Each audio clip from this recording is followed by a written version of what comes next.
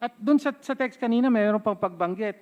Magkita tayo bukas ba yon 6 p.m. sa JIL. Tama po ba? Yes po, Your Honor. Pwedeng pakipaliwanag po yung bahagi na yon ng text.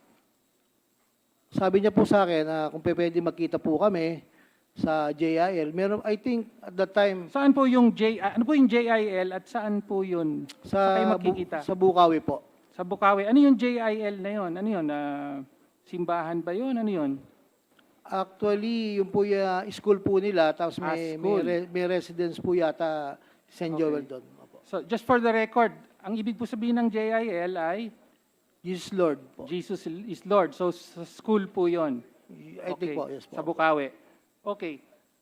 So, malinaw po yon. Meron kayong ganong relasyon. Masasabi nyo bang malapit ang relasyon nyo kay Senator Joel?